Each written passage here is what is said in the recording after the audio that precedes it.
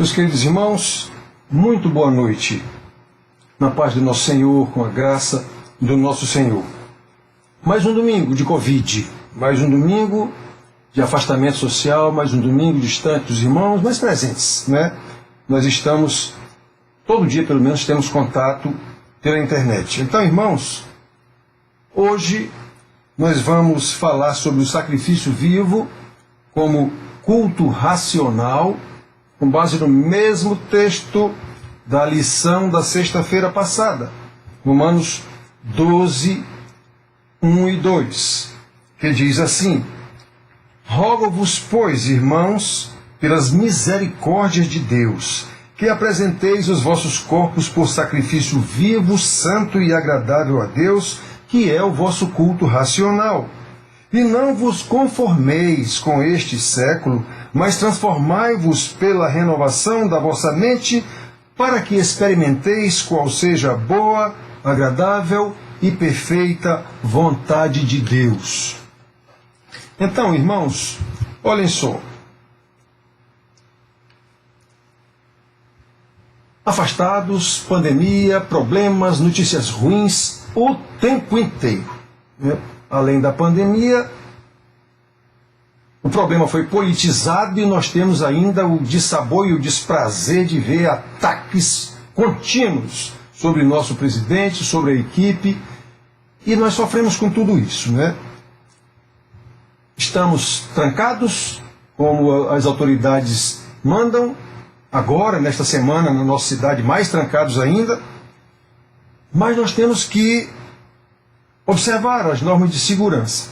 Pois muito bem, irmãos, observando essas normas de segurança, mesmo assim, na quarta-feira agora, dessa semana que passou, nós estivemos lá na igreja, eu e mais alguns irmãos, né? Nós fomos lá, passamos na casa de alguns outros que colaboram, coletamos os bens e fomos para a igreja para preparar as cestas básicas, depois levá-las aos irmãos necessitados da nossa igreja. Pela graça de Deus, com a bondade de alguns poucos irmãos, continuamos a fazer isso. Não sabemos até quando continuaremos ajudando os irmãos necessitados, uma vez que por causa da pandemia, as dificuldades tendem a aumentar para quase todos, e muitos deverão enfrentar algum tipo de sacrifício cada vez maior, especialmente para continuar cuidando dos irmãos mais necessitados da nossa igreja. Irmãos, como temos insistido em dizer, talvez até de forma antipática, não me importa inclusive por isso, não é? O papel de um pastor é ensinar. Pastor não é animador de auditório, pastor não é, digamos assim, entretedor de plateia. É isso que a gente vê, mas não é esse o papel de um pastor. O papel de um pastor é essencialmente ensinar a palavra de Deus. Então, numa situação dessa de pandemia, não é papel do pastor tentar amenizar o problema e tal, e dizer que vai melhorar. Olhem só, irmãos, isso são sofismas do mundo. Vai melhorar. Alguns irmãos entraram em contato comigo e manifestaram esse otimismo que a pandemia vai melhorar o mundo. Quando passar isso, o mundo vai ser melhor. Meus irmãos queridos, isso é falso. O mundo não será melhor depois da pandemia, coisa nenhuma. Como isso poderia acontecer? Se nós sabemos que o problema básico do mundo é o pecado. Se nós sabemos que o mundo jaz no maligno, nunca mudou por causa de pandemia. Já tivemos pandemias muito maiores do que essa. A pandemia do século XIV matou 1/3 da população da Terra na época. Depois se repetiu no século XVI. As guerras mundiais, as duas, uma atrás da outra, no século XX. O mundo nunca ficou melhor por causa disso. Nem pode mudar por qualquer outra causa que não seja o Evangelho da salvação. Irmãos queridos, quem é crente, quem é salvo, quem é discípulo de Jesus, sabe disso e sabe discernir que esse sacrifício imposto pela pandemia atual, inclusive, que vem de Deus, pode ser parte do sacrifício vivo, agradável a Deus, que é o nosso culto racional de que o homem de Deus falou aqui. Vamos aprender, irmão, mais um pouco com o apóstolo. O texto que lemos foi usado como base da última lição, nessa sexta passada, e aqui nós vemos que o apóstolo ensina, não é, claramente a esse povo como o salvo deve viver, mudando seu entendimento, crescendo em sabedoria e em obediência pela fé, prestando um culto racional que deve ser um sacrifício vivo a ser ofertado a Deus. O apóstolo com certeza está lembrando os sacrifícios da lei cerimonial levítica para ensinar àqueles irmãos e serve para nos ensinar também. Não vamos entrar em muitos detalhes e nem em detalhes do sacrifício da lei cerimonial, vamos só lembrar alguns aspectos, irmãos. Desde o início, o livro de Levítico apresenta as ordenanças de Deus acerca dos sacrifícios que deveriam ser feitos e como deveriam ser feitos a fim de tornar o culto aceitável a Ele mesmo. Foi Ele quem disse como quer ser cultuado. Como deveriam ser feitos os sacrifícios? E por que os sacrifícios? Porque o povo pecador não poderia se apresentar diante de um Deus santo sem sacrifícios pelos seus pecados. Ali na lei, nós podemos ver que os sacrifícios, se no aspecto espiritual apontavam para Jesus, também podemos ver que no aspecto material eram sacrifícios mesmo, oferecidos de acordo com a situação, de acordo com as posses de cada um. Era sacrificoso mesmo oferecer aqueles animais. E a lei determina, de acordo com as posses, o que é que cada um podia oferecer. As famílias mais pobres ofereciam apenas 2 pombinhas. Eles não tinham mais do que isso. Deus não ia exigir de uma família pobre que apresentasse um novilho. Eles não tinham. Então, irmãos, mesmo sabendo que os sacrifícios prefiguram o sacrifício perfeito do Senhor Jesus, como muito bem explicado no livro de Hebreus, desde a lei, os sacrifícios também apresentam uma ideia de custo. E isso, sem nenhuma dúvida, deve nos levar a considerar qual o custo do nosso culto a Deus. Qual o custo do sacrifício que oferecemos a Deus? Há algum custo? Conforme o texto que nós lemos, repito, o apóstolo Paulo nos diz que devemos apresentar os nossos próprios corpos como sacrifício vivo, santo e agradável a Deus, que é o nosso culto racional. Este é o valor exigido para que o nosso culto seja agradável a Deus. Observe que o homem não está falando de reuniões ocasionais nos domingos, e sim que as nossas vidas devem ser um culto no qual sacrificamos a nossa vontade para fazer a vontade de Deus.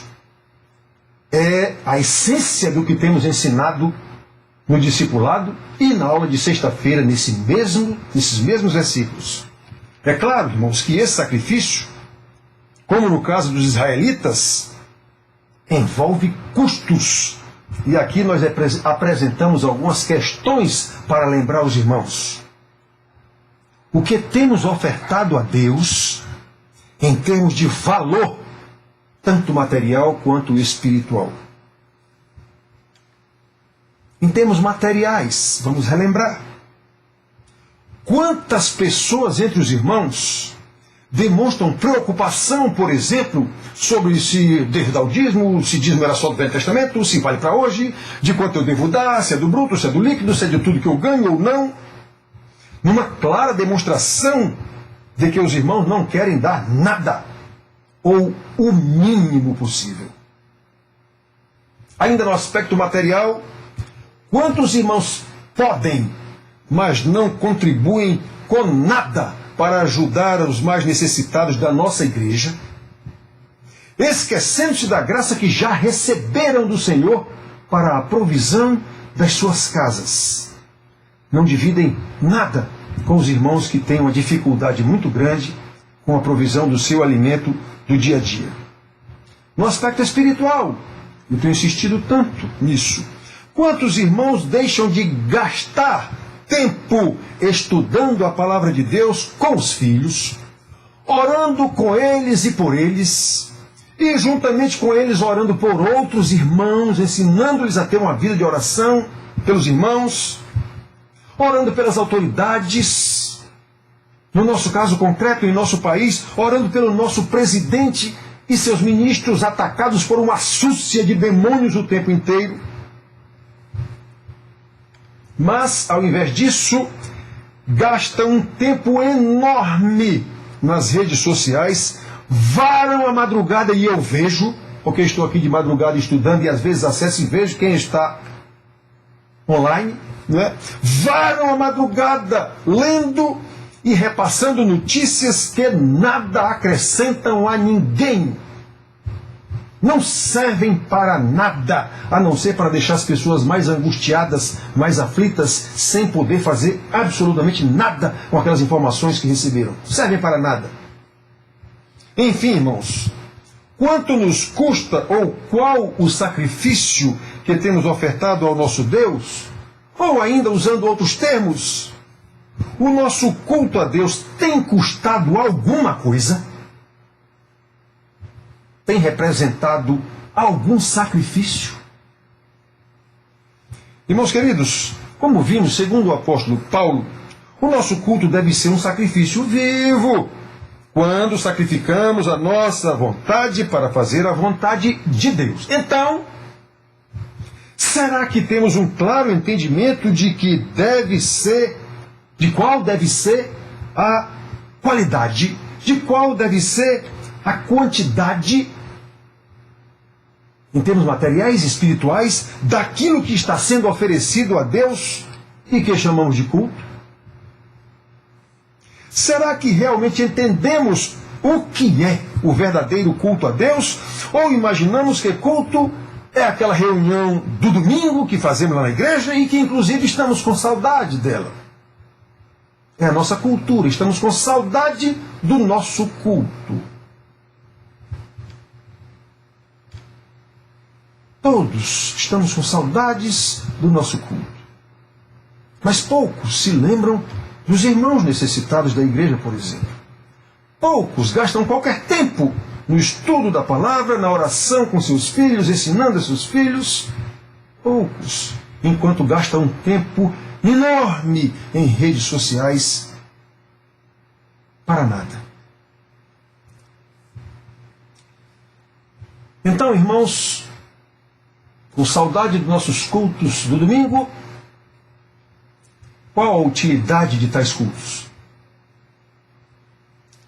Quem disse que Deus se agrada desse tipo de culto? E por que Ele se agradaria desses cultos? Já pensaram nisso? Pode, por acaso, uma pessoa desobediente deliberadamente, que não nega a si mesma como estudando no discipulado, pode esta pessoa oferecer-se em sacrifício vivo a Deus, como o apóstolo ordena aqui? Não, irmão, não pode. O Senhor Jesus deixou isso bem claro em tantas vezes quantas ele confrontou os fariseus hipócritas que aparentemente prestavam um culto, uma beleza de culto a Deus, porém de acordo com as suas tradições e não de acordo com a palavra de Deus. É por isso que o apóstolo Paulo exorta aqueles irmãos romanos e a nós a não se conformarem com o presente século ou com a cultura greco-romana em que eles viviam, e nós com a cultura igrejenta que nós aprendemos de nossos pais, da nossa cultura corrupta, totalmente enfronhada na igreja. E como evitar isso? o homem de Deus também ensina. A conjunção coordenativa, adversativa, mas, que está aí, não é? Indica o contrário de se conformar com o presente século. Não vos conformeis com o presente século, mas, ou seja, ao invés de se conformar com a cultura vigente, os irmãos, pela ordem e o ensino de Paulo, deviam transformar-se pela renovação da mente, para que pudessem experimentar qual a boa, agradável e perfeita vontade de Deus. E o que quer dizer isso? Que eles deviam substituir todo o conhecimento secular que tinham a respeito de culto, inclusive, a forma de ver as coisas, tanto materiais quanto espirituais, a forma de avaliar os seus valores de vida, os seus afetos pessoais, familiares, o que seja, deviam substituir tudo isso pelo conhecimento de Deus, para poderem entender as coisas, para poderem fazer tudo, não mais de acordo com a cultura vigente, mas de acordo com a cultura de Deus, de acordo com a vontade de Deus, como na lição da sexta-feira, de acordo com o padrão de Deus. É isso que quer dizer a expressão pela renovação da vossa mente. E como se dá, irmãos, esse tipo de coisa? Como se dá a renovação de uma mente? Como se dá a renovação, por exemplo, como se dá a renovação dos móveis da nossa casa, por exemplo? Substituindo os móveis antigos por móveis novos, que logicamente são adquiridos por um determinado valor e que esse valor envolveu um certo sacrifício nas nossas finanças. Não é?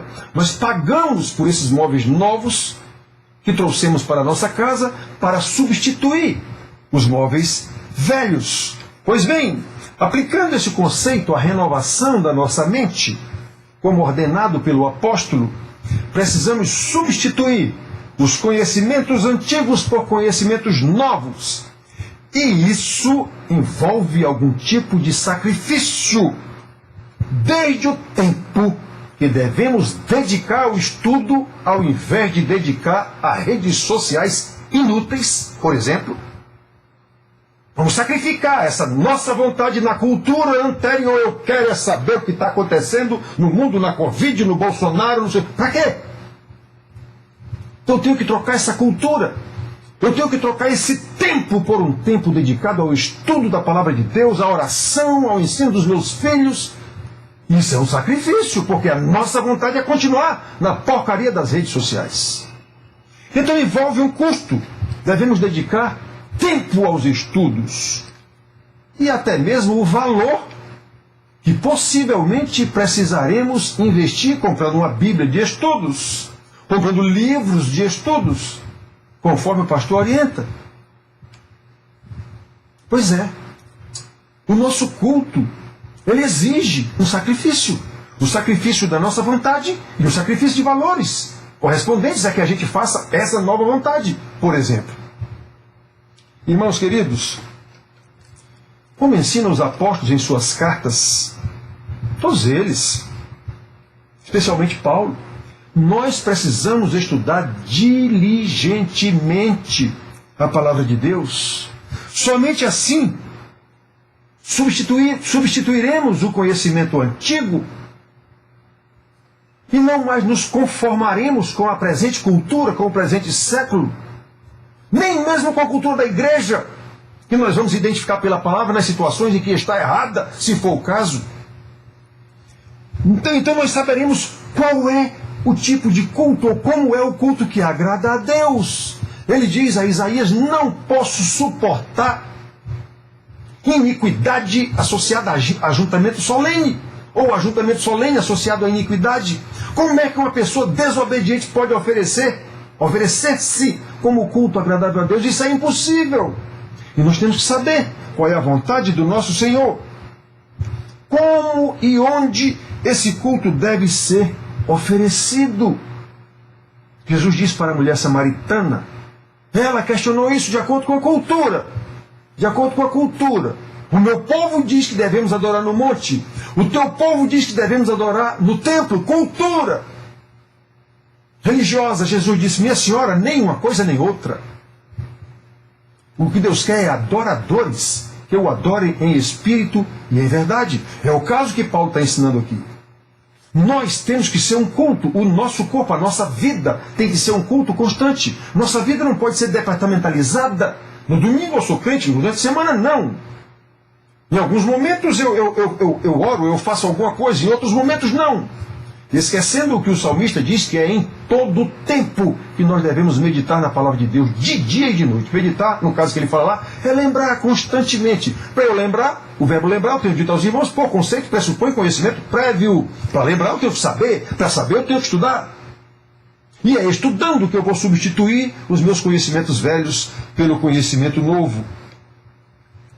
Portanto, meus irmãos queridos, diferentemente do que aprendemos com a cultura familiar e até com a cultura, como eu digo, igrejenta, o culto verdadeiro deve ser oferecido por nossos corpos como sacrifício vivo, não apenas de forma domingueira na igreja, mas em todos os momentos das nossas vidas. O apóstolo está ensinando que o nosso culto deve ser em tempo integral, amando a Deus com todas as nossas forças. Quanto mais renovamos a nossa mente pelo estudo diligente da palavra, o que só pode ser evidenciado no amor ao próximo. Como ensinou o Senhor Jesus em Mateus 22, de 37 a 40. Os fariseus sempre tentando pegá-lo no contrapé. Qual o maior mandamento? Qual o primeiro mandamento? Amarás ao Senhor teu Deus de todo o teu coração, de todo o teu entendimento, com todo o teu ser, afinal de contas. E o segundo, semelhante a este, Jesus emendou logo. E o segundo, semelhante a este, é amarás ao teu próximo como a ti mesmo. Então, irmãos, João diz isso tão claramente. Quem diz que ama a Deus a quem não vê e não ama o próximo a quem vê, é mentiroso. Então, meus filhos, olhem só. Como perguntamos aqui ainda há pouco, qual tem sido o nosso culto? Como tem sido o nosso culto? Qual o valor desse culto? Seja espiritual, seja material. Que sacrifício é que nós estamos oferecendo a Deus? Se eu vou para o culto aos domingos, para uma cultura sócio-religiosa familiar minha, não é sacrifício nenhum. Quando tem qualquer coisa que impeça esse culto, eu nem vou. Irmãos queridos, nós precisamos aprender a palavra de Deus. Nós precisamos andar segundo o Senhor Deus nos manda. Nós precisamos aprender com o apóstolo. Repito, que o nosso culto só será um sacrifício vivo, santo e agradável a Deus, quando fazemos a sua vontade, quando nos sacrificamos pelo próximo. Temos ensinado tanto isso no discipulado. Quando damos o nosso melhor e não o que sobra, demonstrando total consagração ao nosso Deus no serviço ao próximo. Portanto, especialmente em dias de pandemia, em dias de crise cada vez maior, não esqueçamos da graça que Deus nos dá a cada dia e que devemos multiplicar essa graça no auxílio aos que mais precisam, especialmente os da nossa igreja. É através de nós que Deus cuida deles. Não vai cair comida para eles do céu. Não vai cair cuidado para eles, remédio o que for necessário do céu. É através de nós. E esse conhecimento, irmãos, deve fazer parte da renovação da nossa mente pelo estudo da palavra. E o cuidado com esses irmãos mais necessitados deve ser parte do nosso sacrifício a ser ofertado a Deus, que é o nosso culto racional. É isso que o homem de Deus está ensinando aqui a esses crentes de Roma, e obviamente, como é palavra de Deus e é eterna, no que couber, nós precisamos aplicar o conhecimento espiritual e prático de como foi que ele ensinou aqueles irmãos a agir, e assim nós temos que agir também. Que Deus nos abençoe com o entendimento da sua palavra, da sua doutrina, e nos conduza, irmãos queridos, em obediência à sua vontade, porque isso certamente ocorrerá para louvor da glória do nosso Deus. Foi para isso que Ele nos criou, foi para isso que Ele nos salvou. Portanto, louvado e glorificado seja o nosso Deus. Amém.